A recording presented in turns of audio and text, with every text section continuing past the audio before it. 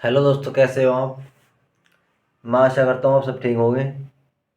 तो दोस्तों, मैं महेंद्र सैनी स्वागत करता हूँ आपका आपके अपने परिवार में। आप अपना टाइम क्लासेज पर। तो जल्दी से आ जाइए सभी साथी, क्लास स्टार्ट हो गई है।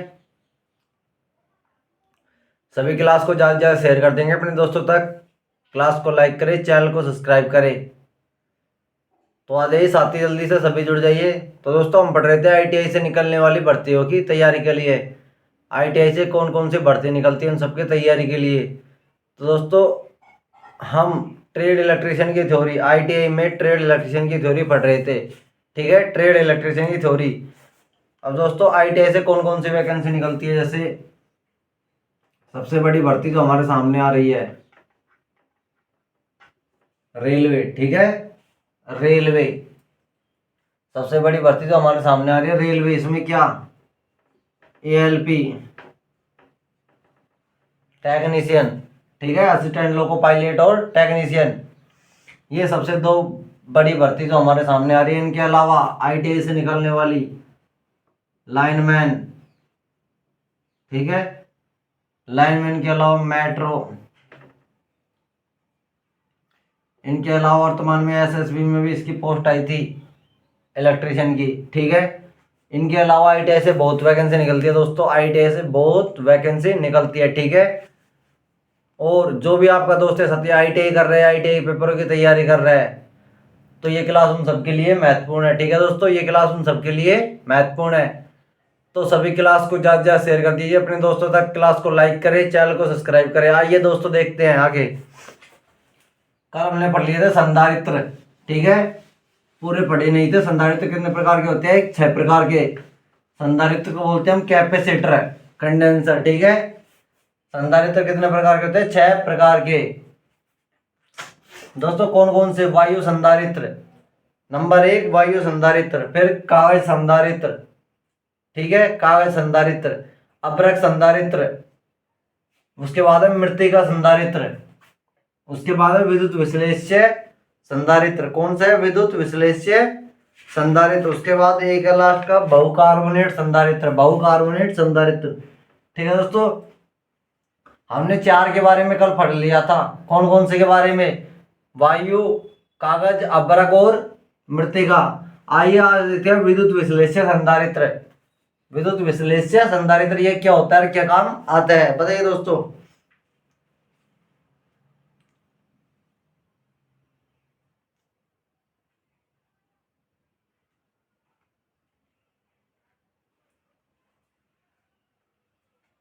देखिए दोस्तों, ये संधारित्र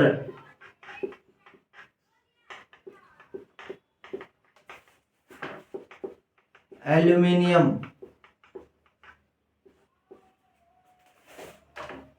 या टेंटालम की 2 परतों,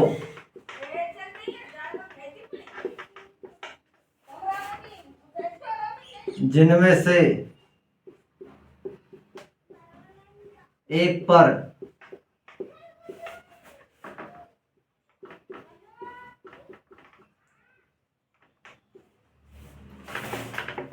टेंटालम एल्यूमिनियम की 2 परतों, ठीक है, परतें, 2 परतें, जिनमें से एक पर ऑक्साइड की परत,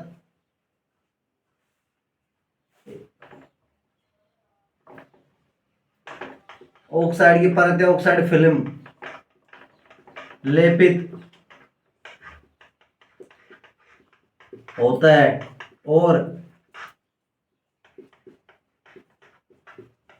दूसरी, और दोस्तों दूसरी क्या होती है, और दूसरी बिना ऑक्साइड फिल्म के होती है। ठीक है दोस्तों, दूसरी क्या होती है, बिना ऑक्साइड फिल्म के।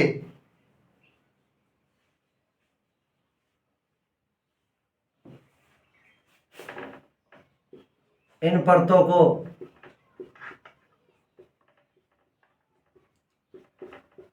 कागज से जो कि विद्युत विश्लेष्य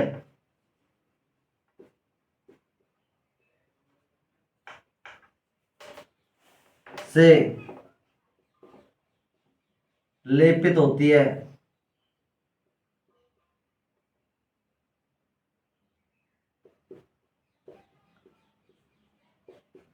से पृथक किया जाता है,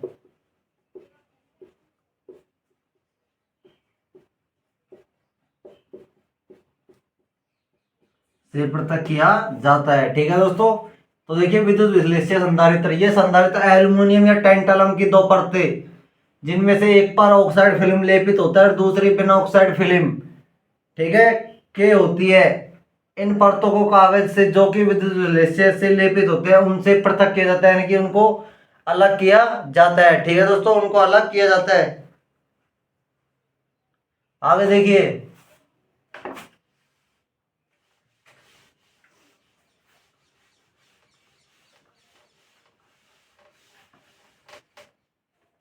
ये संधारित्र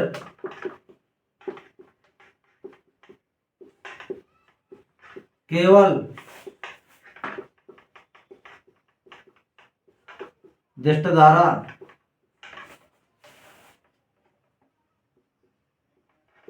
परिपथ में ही काम में लिए जाते हैं। ये संधारित्र केवल दिष्ट धारा परिपथ में ही काम में लिए जाते हैं। ठीक है दोस्तों, पहचान के लिए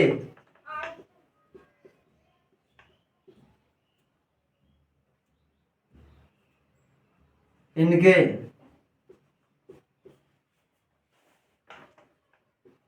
टर्मिनल पर प्लस व माइनस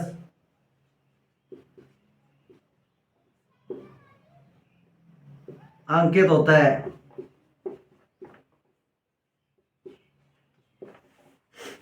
ठीक है दोस्तों, पहचान के लिए इनके टर्मिनल पर प्लस और माइनस अंकित होता है। और देखिए, और दूसरा एक और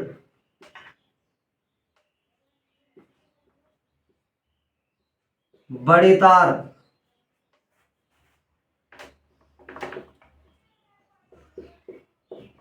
होती है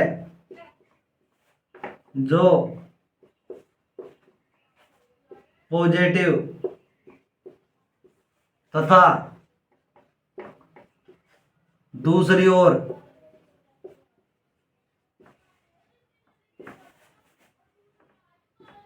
छोटी तार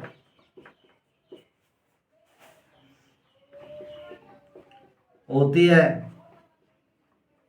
जो नेगेटिव होती है, नेगेटिव होती है। ठीक है दोस्तों, तो ये हो गया विद्युत विश्लेष्य संधारित्र के प्रयोग। और दोस्तों एक और ध्रुवता अंकित होने से इनकी पहचान भी होती है।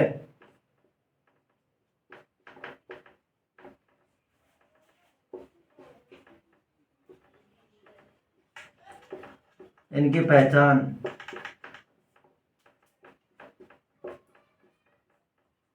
होती है। ठीक है दोस्तों, ध्रुवता अंकित होने से इनकी क्या होती है, पहचान।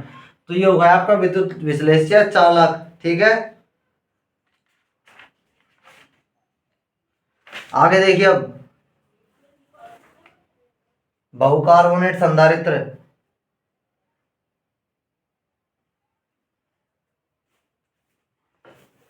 देखिए दोस्तों, ये संधारित्र केवल दिष्ट धारा परिपथ में ही काम में लिए जाते हैं। ठीक है, दिष्ट धारा परिपथ में ही काम में लिए जाते हैं, यानी कि डीसी सर्किट में। पहचान के लिए इनके एक सिरे पर बड़ी तार यानी कि प्लस व एक सिरे पर माइनस अंकित होता है। और दूसरी पहचान, इनकी एक तार बड़ी होती है जो होती है पॉजिटिव और एक तार छोटी होती है जो होती है नेगेटिव। ठीक है, एक तार बड़ी और दूसरी छोटी जो नेगेटिव होती है, ध्रुवता अंकित होने से इनकी क्या होती है, पहचान। ध्रुवता अंकित होने से इनकी पहचान होती है। ठीक है दोस्तों, आगे देखिए,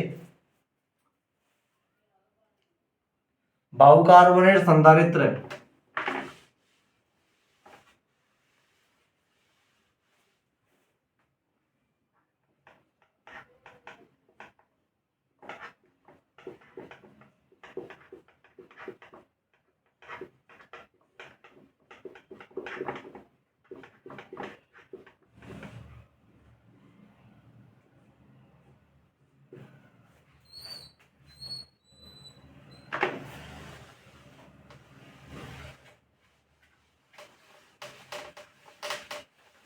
बताइए दोस्तों, बहुकार्बोनेट संधारित्र क्या होते हैं?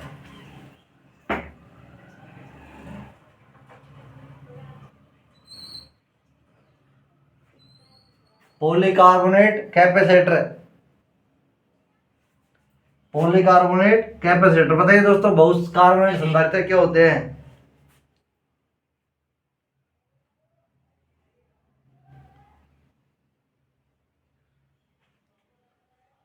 देखिए दोस्तों,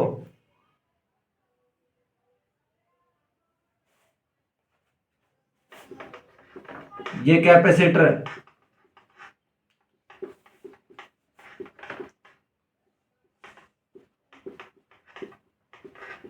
पॉलीकार्बोनेट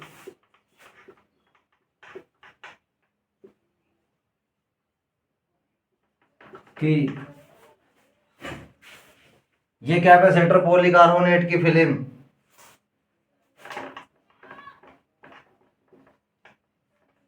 पर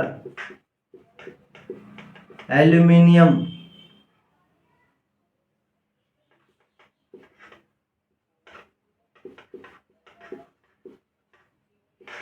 फिल्म पर एल्यूमिनियम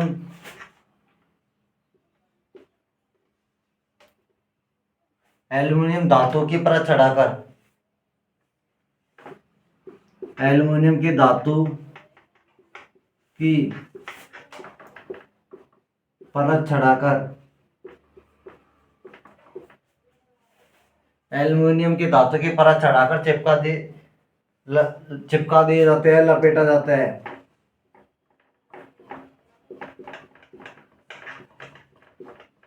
ठीक है दोस्तों, तो ये कैपेसिटर पॉलीकार्बोनेट फिल्म पर, ठीक है, एल्यूमिनियम की धातु की परत चढ़ाकर लपेटा जाता है, यानी कि पॉलीकार्बोनेट पर एल्यूमिनियम की धातु की परत चढ़ाकर उन पर लपेटा जाता है। ठीक है दोस्तों,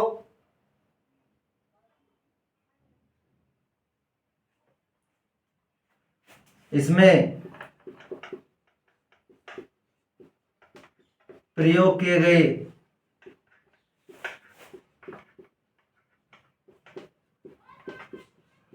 परावैद्युत माध्यम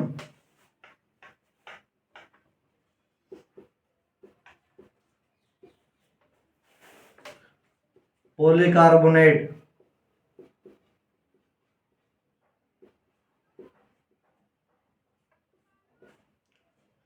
का विशिष्ट प्रतिरोध क्या होता है दोस्तों, उच्च होता है। विशिष्ट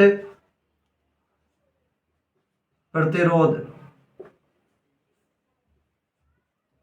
उच्च होता है, उच्च होता है। ठीक है दोस्तों, पॉलीकार्बोनेट का विशिष्ट प्रतिरोध क्या होता है, उच्च होता है। ये उच्च तापमान 125 डिग्री से 150 डिग्री सेल्सियस तक पर कार्य करते हैं।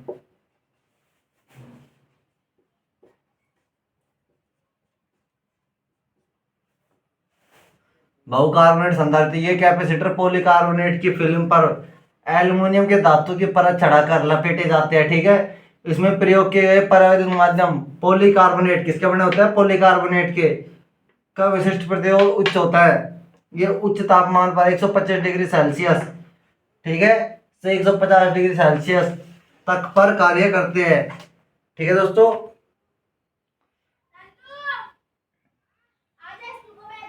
ये हो गया आपके संधारित्र। अब देखिए इनमें कौन कौन से दोष होते हैं, संधारित्रों में होने वाले दोष। ठीक है, संधारित्रों में होने वाले दोष।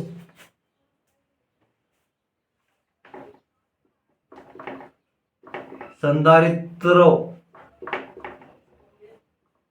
में होने वाले दोष।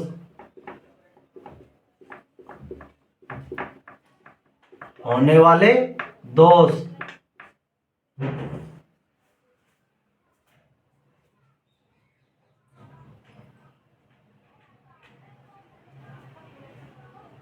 तो दोस्तों बताइए संधारित्रों में कौन कौन से दोष होते हैं।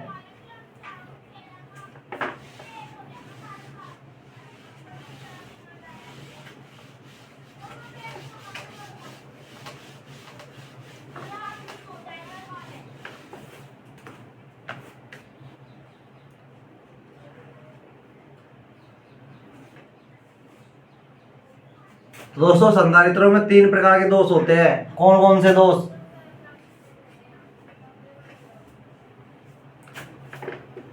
लघुपतित होना नंबर 1। नंबर 2 खुला संधारित्र।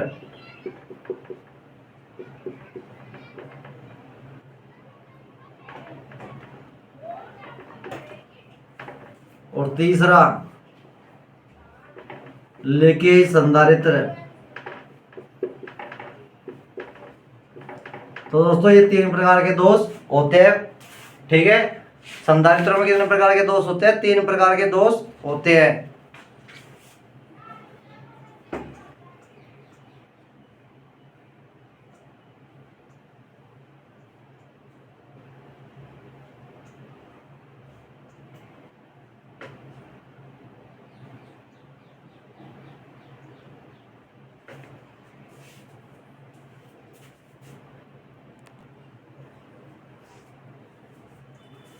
ठीक है दोस्तों, ये हो गया आपके 3 प्रकार के दोष।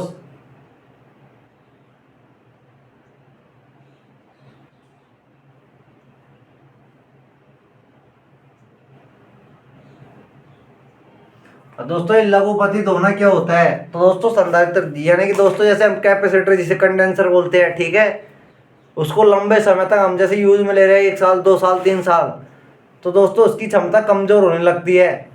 यानी कि उसका जो घुमाने की स्पीड होती है, क्षमता, वो कमजोर होने लगती है। ठीक है दोस्तों, कंडेंसर जैसे हम लगाते हैं तो पंखा तेज घूमता है। हम उसको जितना ज़्यादा यूज में लेंगे, जितना ज़्यादा लगातार यूज में लेंगे, उससे उसकी क्षमता कमजोर हो जाएगी। ठीक है दोस्तों, तो ये उससे यानी कि उसकी क्षमता कमजोर होगी, तो वो होगा लघुपतित होना। ठीक है, लघुपतित होना। अब आगे देखिए खुला संधारित्र। दोस्तों खुला संधारित्र क्या होता है? तो दोस्तों खुला संधारित्र भी यही है, यानी कि हम जिस कंडेंसर को, कैपेसिटर को लंबे समय से काम में ले रहे हैं, ठीक है, तो उसके अंदर का जो वो होता है, यानी कि उसके लेप चढ़ा होता है, उसके टेंटालम की और उसकी परत चढ़ी होती है दोस्तों, वो सूख जाती है, यानी कि बिल्कुल सूख जाती है। तो जिससे परिपथ क्या होता है? खुला संधारित्र दोष हो जाता है। यानी कि उनका संपर्क, तारों का संपर्क उन प्लेटों से टूट जाता है जो चिपकी होती है टेंटालम की और एल्युमिनियम की पन्नियों से। ठीक है, तो उनका संपर्क उनसे टूट जाता है, इसलिए खुला परिपथ संधारित्र का दोष होता है। अब है लीकेज संधारित्र।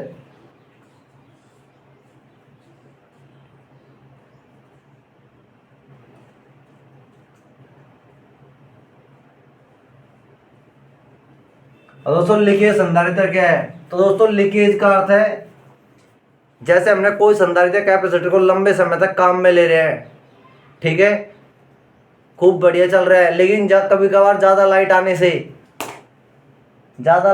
से उस पर जो इफेक्ट पड़ता है, प्रभाव पड़ता है, यानी कि उससे उसकी क्षमता नष्ट हो जाती है। ठीक है, तो उससे संधारित्र में दोष उत्पन्न हो जाता है, यानी कि इसका जो विशेष प्रतिरोध होता है वो कम हो जाता है, यानी कि उच्च होता है जो कम हो जाता है। ठीक है, इस कारण ही लीकेज संधारित्र का ये दोष होता है। ठीक है दोस्तों, लीकेज संधारित्र का दोष होता है। अब आगे देखिए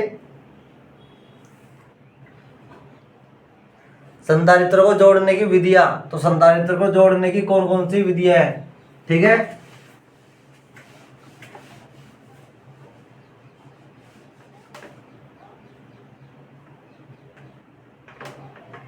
को संधारित्रों को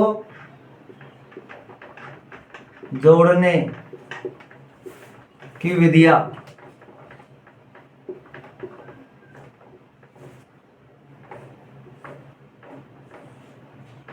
संधारित्र को जोड़ने की कौन कौन सी विधियां है, ठीक है दोस्तों, कौन कौन सी विधियां है बताइए दोस्तों।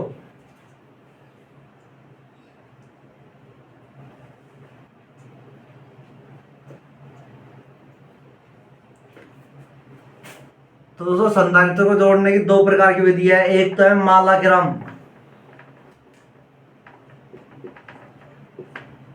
और एक है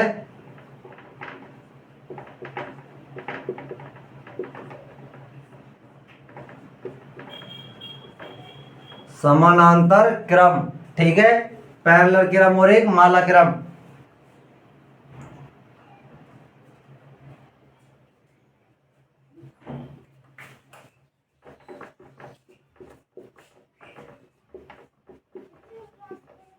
श्रेणी क्रम, ठीक है दोस्तों। तो दोस्तों श्रेणी क्रम एक बार देख लीजिए कैसे जोड़ते हैं, जैसे बैटरी को देख लीजिए, देखिए दोस्तों,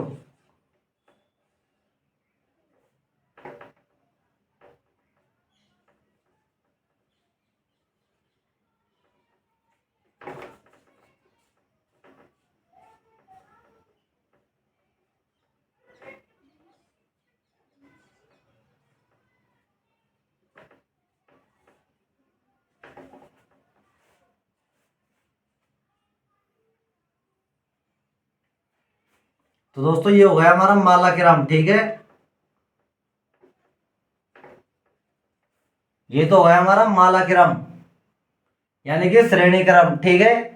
संधारित्र को जोड़ने की विधि है माला क्रम या श्रेणी क्रम, ठीक है। अब देखिए समानांतर क्रम, तो दोस्तों समानांतर में कैसे जोड़ेंगे, देखिए दोस्तों,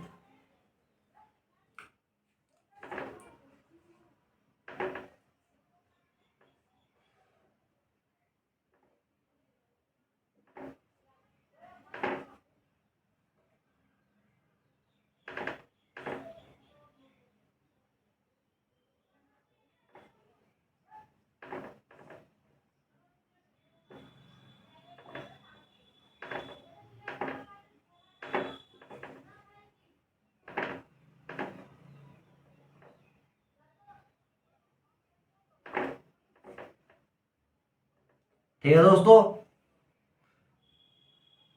तो ये हुआ कौन सा क्रम, माला क्रम, वो समानांतर क्रम, ठीक है, समानांतर क्रम।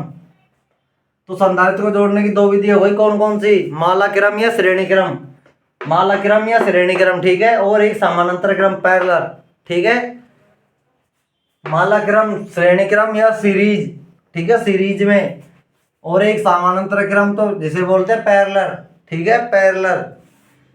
तो ये हो गई संधारित्र को जोड़ने की विधियां।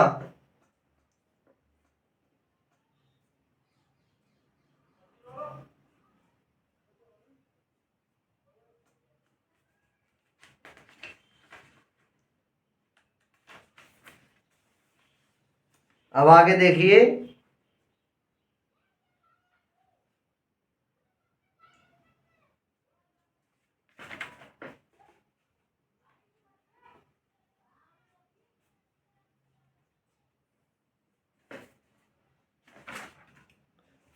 ऊर्जा का संचय, ऊर्जा का संचय, ठीक है दोस्तों। ये हो गया माला क्रम, श्रेणी क्रम, सीरीज, ये वाला, ठीक है, और समांतर क्रम पैरेलल क्रम होगा ये, ठीक है। आगे देखिए अब,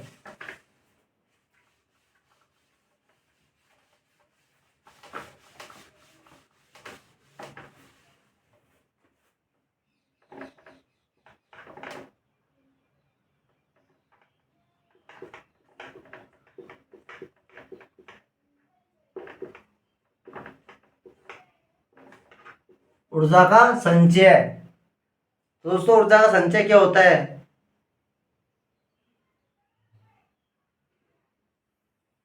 बताइए दोस्तों, ऊर्जा का संचय।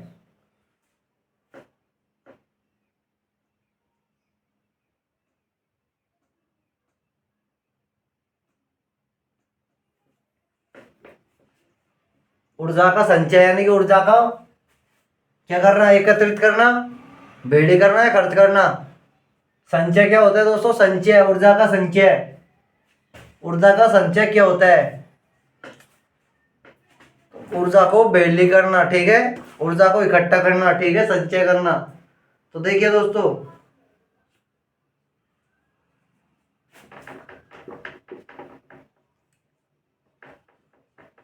परावैद्युत माध्यम में,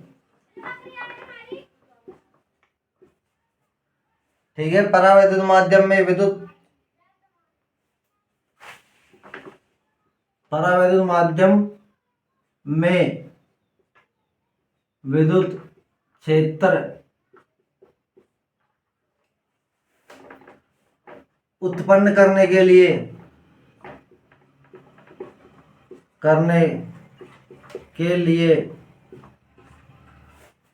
परावैद्युत माध्यम में विद्युत क्षेत्र उत्पन्न करने के लिए ऊर्जा खर्च होती है।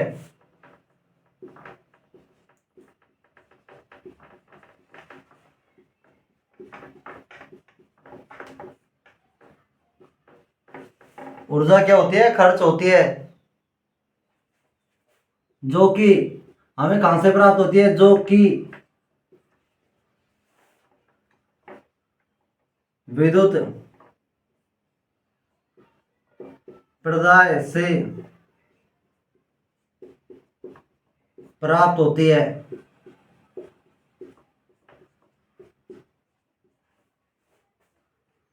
कहां से प्राप्त होती है दोस्तों, जो कि विद्युत प्रदाय से प्राप्त होती है। यदि आवेश विभव और धारा का क्षणिक मान, यदि आवेश विभव और धारा का क्षणिक मान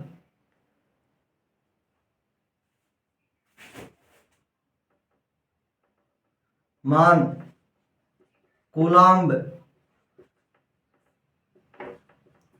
वोल्ट और एम्पियर है तो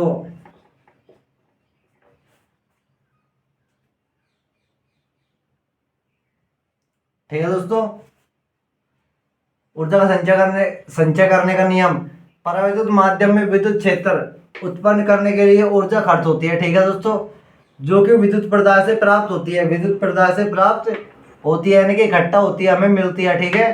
यदि आवेश विभव और धारा का क्षणिक मान कूलम्ब वोल्ट और एम्पियर है तो, ठीक है दोस्तों, है तो ये हमें प्राप्त हो जाएगी, ठीक है तो ये हमें प्राप्त हो जाएगी।